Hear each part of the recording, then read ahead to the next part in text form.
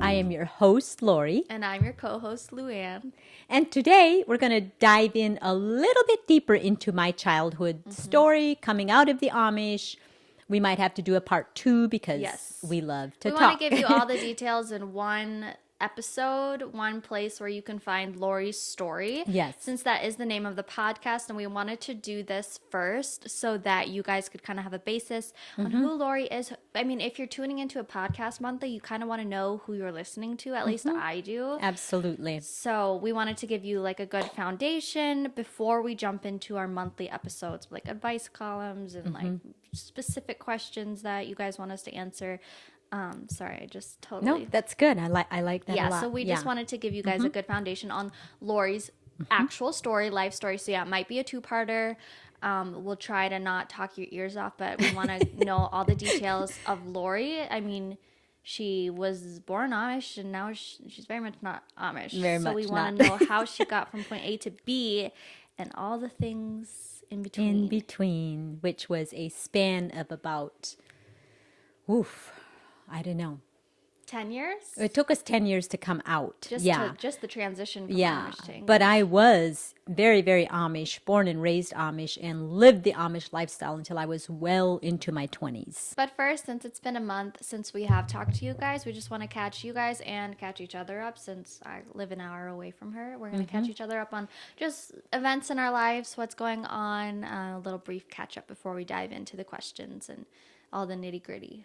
Yeah. So, Luanne, I know that you just got back from Door County. What was that all about? Yeah, that looked amazing. It was amazing. Me and my husband just were married. We celebrated 4 years of marriage so far. Wow. So we took a trip up to Door County, which we've done a couple times before, but this was our first time taking our daughter. We have a 1-year-old.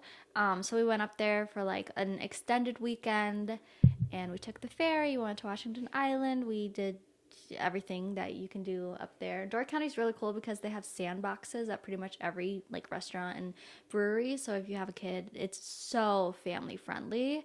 So it's the perfect place. Brilliant. It's the perfect place to travel if you're like looking for like good conversation, but you also have a child with you because most restaurants and places around here don't have that. So it was really relaxing and peaceful and nice to be away. And now we're both just like back to reality. Well, the pictures I saw looked amazing. Yeah, they're awesome. And it looked like Lila was just having the time of her life. She was living life. It's amazing. Yeah. She is such an easy baby. Or you guys make it look easy, She is. And we always say that she's a trick baby because she's so easy. She is. Yeah. And it makes you want to have another one. And then who knows? They say that your other one throws you for a loop or humbles you. Okay. But I always say, well, that's fine. I'd rather have one easy one at least. Absolutely. And have the easy one first while you learn how to be a mom and a dad. There's no... Trick babies are amazing. Yeah, it's amazing. What about you? What's gone on in the last month? I don't know. It's just a sweet season. I just love this season of being an empty nester and getting to love on the grandbabies. And but probably the one big thing that I did just work on last week again over by the lake. I started writing again. I'm working on my second book. So it's so easy to push it on the back burner, but I have quite a few stories finished already. I'm writing true stories. So working on that. So that really got me... it got my writing juices flowing again, just picking it up and starting to write again. So I can't wait to get back over there and write again. What type of book is this? This is going to be short, true stories, again, backed up with biblical teaching. Okay, so kind of like a devotional? Well, not a devotional this time. Not like my other book is, but it will definitely be like an inspirational, Christian-based. Yep, it'll be short, true stories, and then... I'll sprinkle in Bible verses that apply to it because and you know why I love to write books like that? Why? Because those are some of the books that help me understand the Bible the most. Yeah. Because coming out of the Amish, I knew the Bible, but I didn't understand the Bible. Sure. So reading books like that were like story, and then it had Bible verses sprinkled in, that was so helpful to me. I was like, oh my goodness. So if I see this verse in this context, now it finally makes sense. I never knew for sure what that verse meant except how it was, ingrained in Yeah, me from yeah. a little baby to Sure. adulthood. So, Well, and awesome. some of Do you those like writing? concepts don't, it's hard to change your thinking overnight. It just doesn't happen. Yeah. Absolutely. So- Especially, I suppose, the way that you were raised with Yes. ingrained certain teachings like Absolutely. this is the way. Yeah.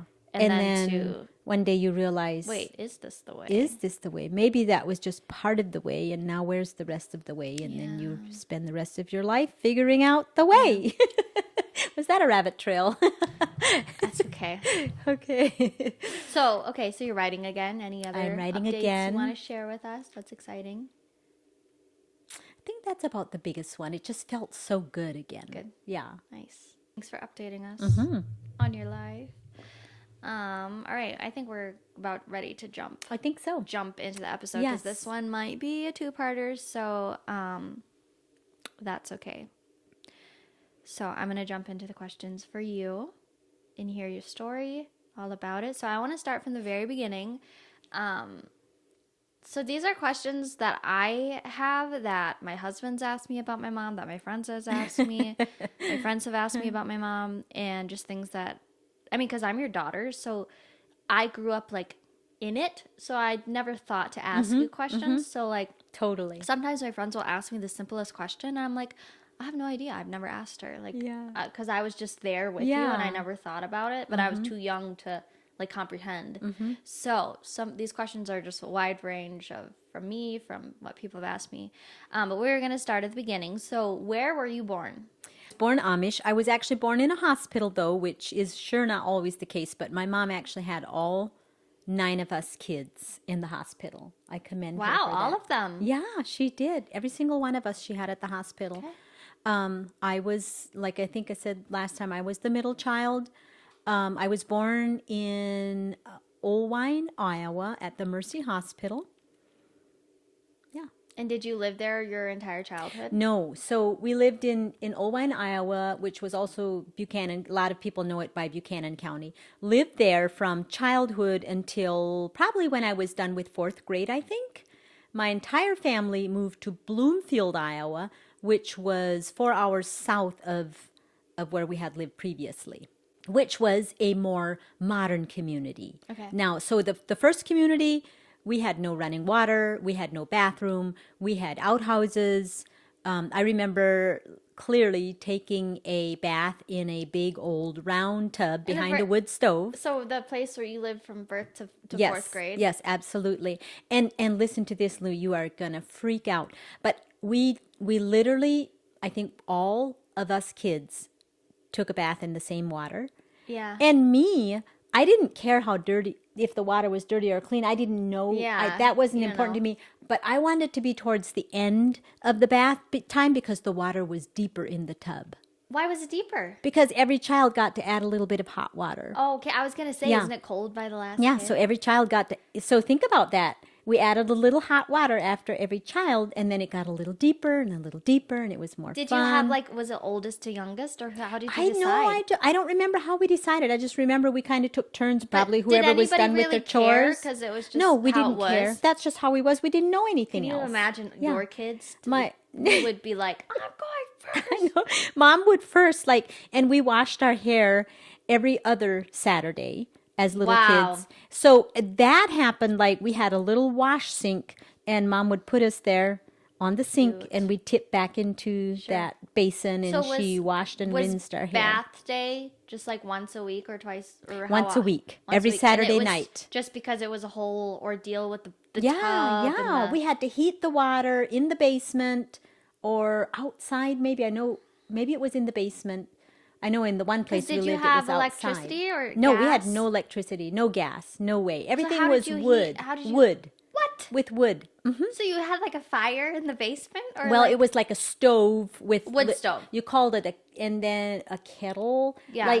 I don't know how to say even the English word for it, but it was like this big round black thing, and you built a fire underneath it, and then that heated the water.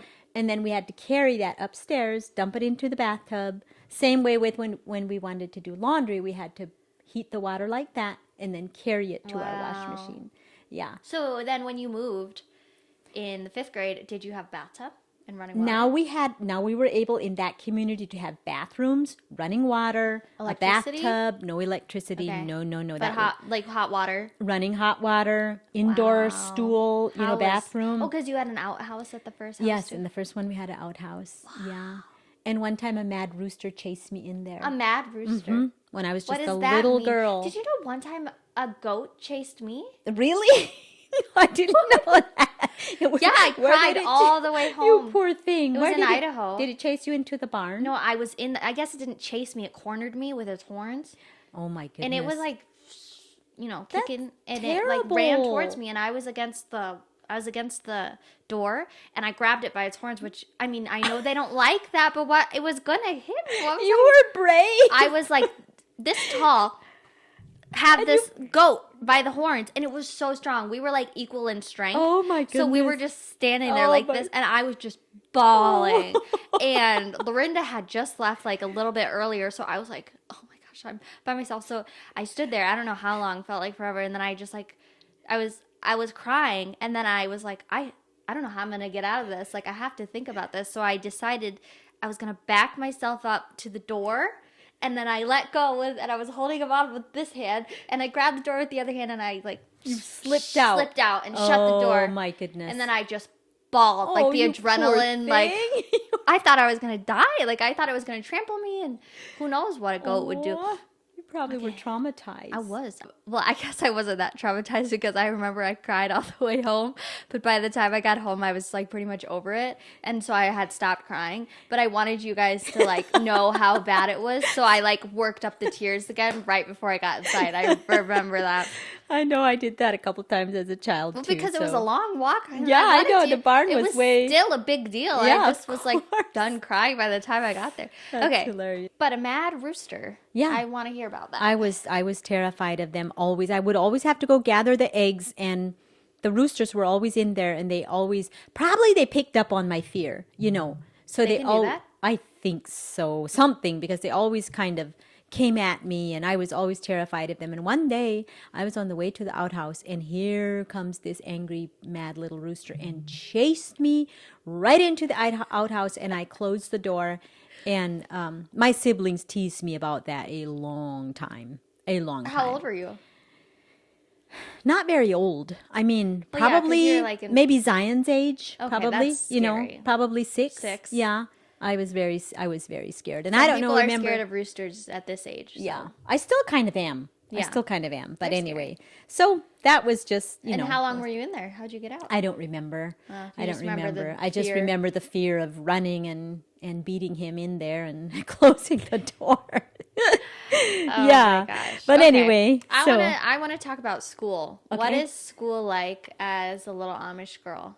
well, for me, I don't know how it is for every little Oh. Amish girl. And I want you to answer, when do you learn English? Oh, when we go to school. So you Yeah. speak Amish at home Yes. and English at school? Yes. So when you start going to school, you might know only a very few words in the English language. So it's very difficult the first couple of weeks because they all speak it. It's not like anybody really helps you learn. They just are all speaking it. All the older children and the teacher are all speaking it. And you're like And 5? yeah, when you go to When you start start? 6 probably when you 6? start, or 5 maybe kindergarten, and then 6 first grade.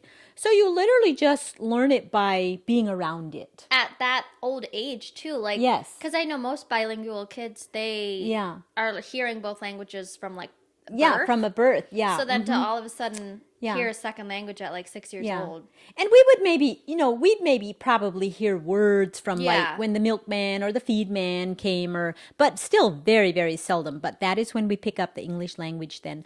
But my school years, again, were very, very pleasant. School was always such a joy for me.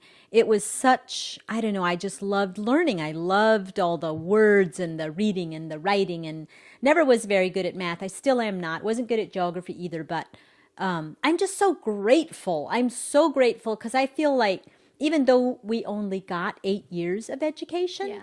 I am so grateful because it was solid, really good education. That's good. Like,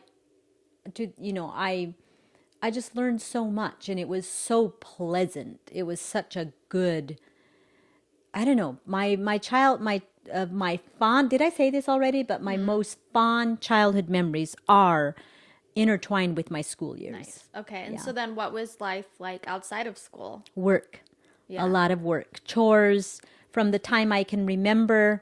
I don't have any memories that don't involve work, honestly. I mean, other than my my two sisters and I, we had fixed up this little what we called a playhouse, and we had a lot of fun playing in there.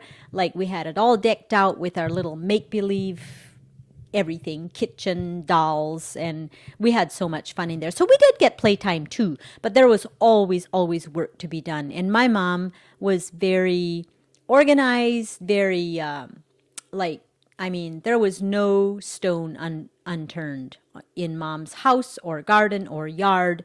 She was meticulous. She taught us all how to work and how to work very hard.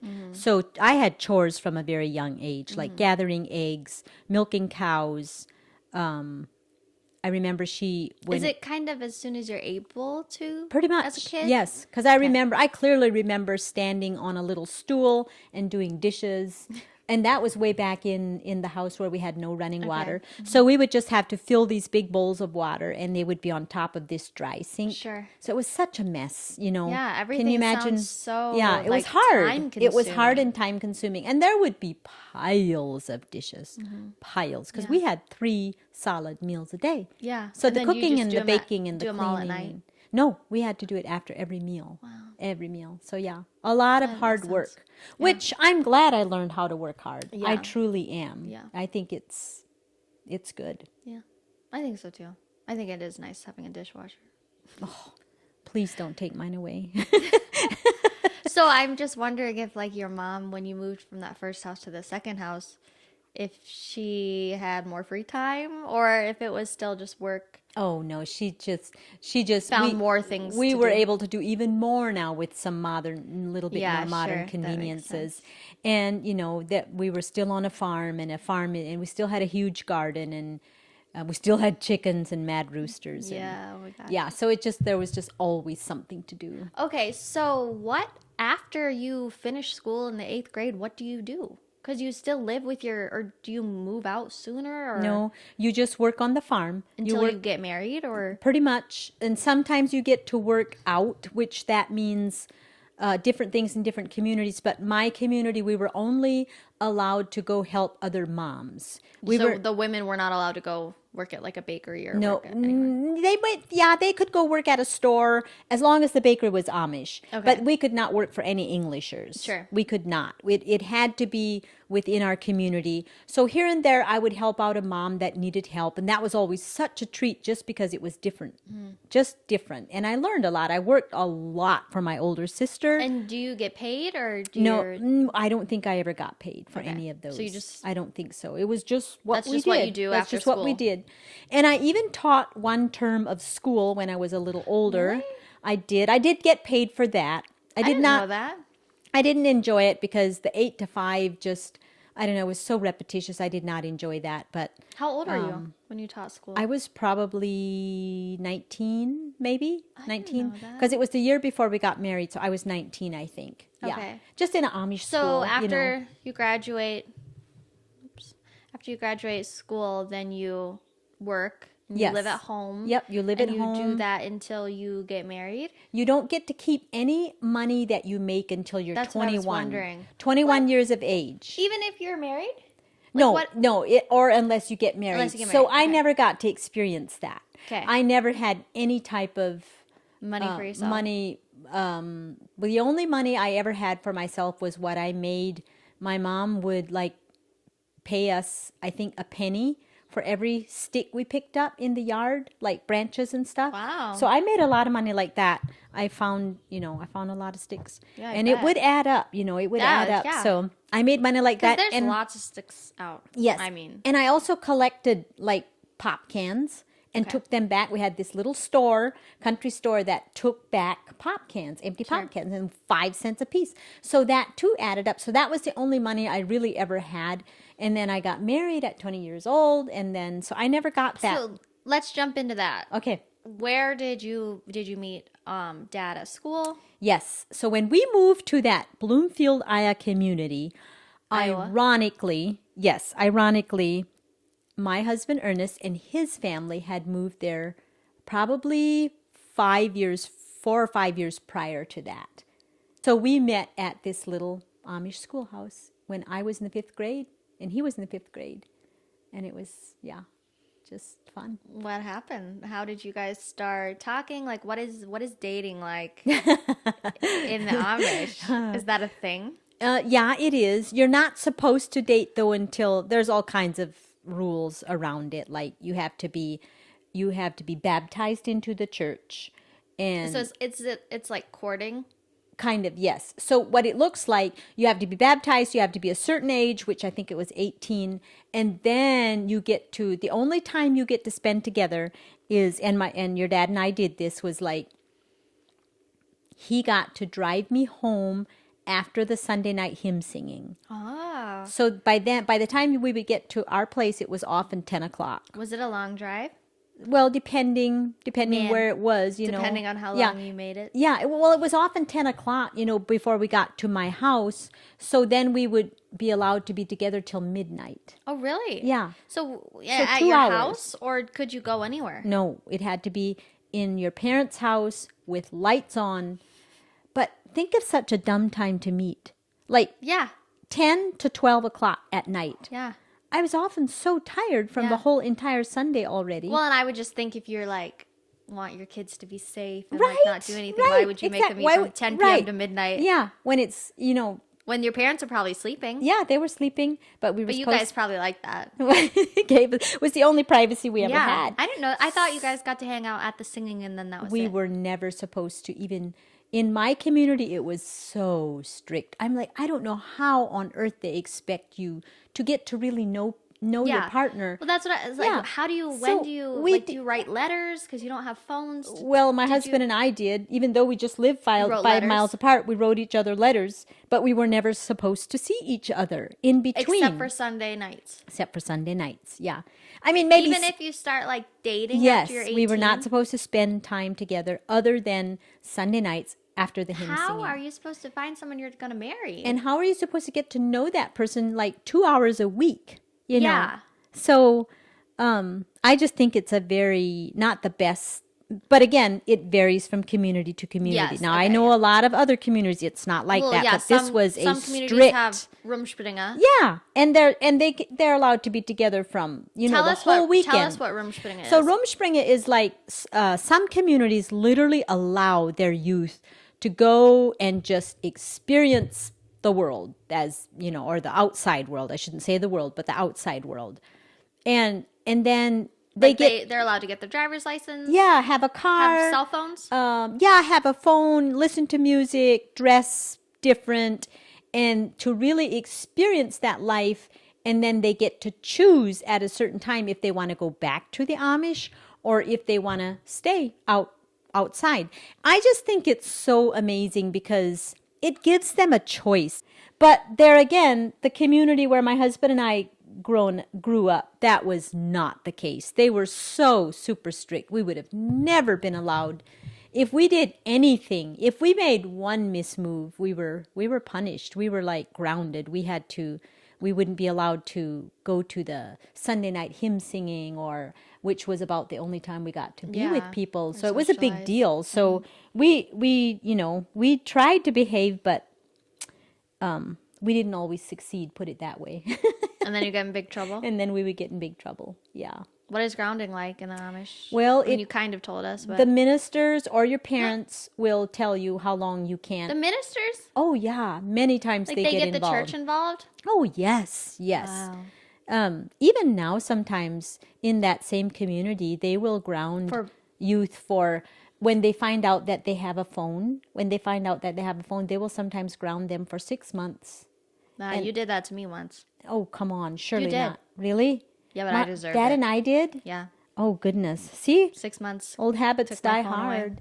Well, how old were you?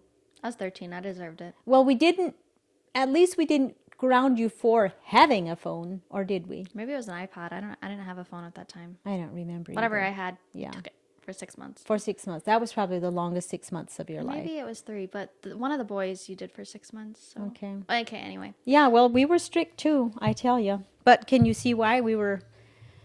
Old habits die hard. Old habits die hard. And it never works very well to just ground somebody, does No, it? I don't think so. The results are not what you're looking for. No. Dig deeper. Go Yeah. to the root. Yeah, go to What's the at the root. root of the issue? You know? Yeah. But see, we didn't know Depends on the problem. We didn't that know happened. we didn't know that kind of parenting back then. Yeah. Okay, Yeah. anyway, so you and Dad got to know each other then through those 2 hours a week, and kind of. I don't think was we, there more? I What don't, was that? Well, we've said I think we both told each other that we really didn't know each other. Yeah, But we so- must have known each other enough to know that we want to marry each other. Do you and- this might be a dumb question, but in the Amish, do you like get engaged? No. There's Like, nothing there's no like ring that. or- No. How you is just it? all of a sudden decide you're gonna. It's like a you start mutual talking agreement? about you just kind of a mutual agreement that well maybe we could get married in the fall or Okay. maybe we could get married next spring or whatever. You So it's decide a just- time. Yeah, you just decide And then a what time. is an and Amish marriage and like, then- or wedding like? Amish wedding? Lots of food, a lot of preparation and food. In the church? And yeah, Or at a house? Yeah, at your family's home usually. That's where we got married, was my family's house. Okay. So we moved all the furniture out. We moved in. We brought in a wagon, put all the furniture on the wagon, and stored it out in a shed somewhere. Then you set up tables everywhere and benches, and you prepare food for days. You clean everything, Yeah. inside and outside, and it's very exciting. And there's no bridesmaids. No, there's nothing like that. You have what we call witnesses, which means you ask. I think you have to have witnesses. Yes, you're for supposed. your, Yes, so we do have that. So we have like a boy and a marriage girl. license. Yeah, You have to put them on there. 2 couples. So it would be a little bit like having bridesmaids and bridegrooms, but just 2 couples. But not, yeah. Yeah, and then but then it's just very much like a church And then- service. Yeah, it's like a church Yeah, it's like a service. church service. Okay. And then after the church service, You at the eat. end of that, the minister asks you to come forward if you still feel like you did that morning. Do you kiss? No. Oh my oh my gosh, that would gosh. be totally forbidden. That's what I've never thought about that before. No, but they do join your hands and they pray and they ask a blessing, and then the rest of the day is just we have 2 large meals. Everybody brings you a gift and you just fellowship with your friends. And my wedding day is like, I have really good memories of Is our there wedding dancing day. or No music? dancing, no music, not even one picture. what- We don't even have one picture. No. What time is it's just kind of like a longer church service, or is it like the same amount? It's about the same amount, about 3 hours. and then It's there's about the same 3 amount hours. of time like socializing. So Yeah, it's kinda and then like- you socialize all afternoon, and then in the evening you have another meal, and then Oh. after that, the young folks all gather and you sing songs. So we sing Not out the of hymn adults? books. The adults can help if they want to, but the evening is mostly for the young folks. And I remember, because I love to sing to this day, and Ernest did too back then for sure. So we had a long list of songs that we wanted to Cute. sing. You guys decide. And the yeah, and songs? we asked people to lead them. So our wedding was joyful. That's we actually really sang cute. You so and just all long. your friends Yeah. singing. We on your did. We wedding sat night. at tables and we sang. I think our wedding didn't end till like 11:30 or 12, and Okay. and then there was no such thing as a honeymoon either. We went up Yeah. the stairs to my bedroom, and by that week we got married on a Thursday. Luanne, by that Saturday we had moved over onto his family Okay, farm, I was gonna and we were ask. milking cows. That was my honeymoon. So and then that was his own place, his no, family farm. Or? it was his family farm. Okay, But so we, then when did you guys have? When do you like buy your own house and move out like on your own too completely? when do you, or when did we? Is it like a rule that you have to move in with the No, family? no, or it's not a is rule. that just what you but guys a lot did? of we did because they needed help on the farm, Mm-hmm. and at that point we couldn't have afforded a house of our own. We were young, So you lived with Jake, Dottie, and so Maddie? we just My moved like a grandparents. mobile home in the back, in their Okay. backyard. We did chores for our rent. Nice. They were delighted to have us because they just had 2 other children. So we didn't have our own. 2? Yeah. Well, they just had. your dad and then Edith. That's yeah. good. So Two they were total. delighted that we moved in their backyard. And So then how long did you guys live there? so then we lived there for probably... Wait, I pause, go back. I wanted to ask about wedding dresses. Do you make a special one? You make a special Yeah, well, it's not necessarily special. It's just like any other Amish dress. But it's not like one you already have? Or do you just wear yeah, whatever? you make a new one. You make a new And one. you get to choose between dark blue or royal blue. What? You know, that's it? Yeah. In your community? In my community, that was all we were allowed to have. So I chose the dark blue, of and then course. did you get to add anything special? Or did No, nothing. The only thing, like, so in the morning for the 3-hour church service, I had to wear a black covering. And then after the service was done, and I was now a married woman, I got to go and change into a white head covering. That's the difference? Mm-hmm. So if you see an Amish woman with a white head covering? That means they're married. And if they wear black, they're still a young girl. What's the thing with mustaches? They can't have mustaches. At all? No. Not if you're married or not? Absolutely. No, that's the beard. Then the men grow a Okay, beard. that's what it After was. they're married, they start wearing a beard. And that's how you know. And if that's they're- for most communities. Yeah, right? because see, they don't wear rings or anything. So you, yeah, so so there's not really a way to know, are they married or are they not married? But if the man is growing a beard, he's generally married. And if the Did woman, you guys get rings after you left the community? yeah, we did. Much Oh, I never later. knew that. I yeah, thought they always had rings. yeah. Okay, so then how long did you guys live in that mobile home? So we lived there until we had 2 little boys, and then we built his parents what they call a dowry house, and we got to move into the big house. Okay. So then then Lauanne was born in that house. So now we had the 3 little boys. Life was pretty good. We had this big house. It was beautiful. We were still doing chores. My husband had built a big Pharaoh to finish hog barn. So he would often take the 3 little boys outside with him, and I would be in the house by myself. Again, a sweet season of life, but we both were just like at the point, okay, this is probably, if we follow the Amish traditions, this is probably where we'll be the rest of our life. Just keep having children. And I think we were both just feeling like there's got to be more to life. This was the season of life that you guys started there questioning. has got to be more to life. Yes. And how old were you guys? We were in our middle 20s then with 3 little boys. And I just remember sometimes just asking or praying, God, if there's more of you, I want it. I want it. Because I was born again in the Amish. I write about that in my book. How I got very, very sick with the measles when I was 18, and I wanted to die, but I realized I wasn't ready, so I started it kind of opened my heart up, and I didn't know at the time, but looking back, I was born again when I was 18 years old, and I think that's too why I was I became aware that, I became so much more aware of God, and I was so hungry for God, and at the same time, my husband was starting to feel restless, and it was just totally God, touching us and nudging us into so much more. But it was so scary at the time. Yeah. Everybody told us we're crazy. Everybody told us we shouldn't be doing this. And why are you questioning? yeah, why are you questioning? But when we did have questions, there were no answers. They would just say, well, it's just always been like this. And and that wasn't good enough for us. And I'm sure the church did not like you asking They questions. did not like us asking questions. They told us it's just always been like this. And if it was good enough for our forefathers, why can't it be good enough for us? But that just didn't cut it for us. So we just kept asking questions, and we just took baby steps one at a time. From that house, we moved up here to Wisconsin. We took a farm job. We lived outside a community. We were determined to move slow and not make any brash decisions.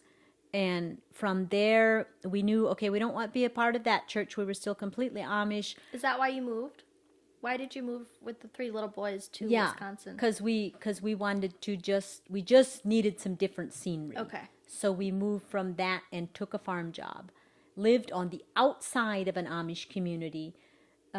It was, whenever we went to church, which was every 2 weeks, it was very, very far. And there were times in those 2 weeks from one church service to the next, because the Amish just have church every other Sunday. Oh. Every other Sunday. That makes sense because their church services are 3 hours long. so long. Yeah. That'll do you for 2 weeks. But there were times, Luanne, in that 2-week time period where I did not see another person? Like outside of your family? except my husband and my 3 little boys. Did you like that or no? And sometimes I saw the lady that we did farm chores for. Sure.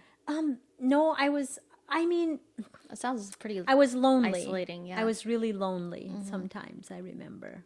Okay, so... Because I already knew right away that, okay, we don't want to be with that church either. Oh, you knew I as knew soon as you were that, there.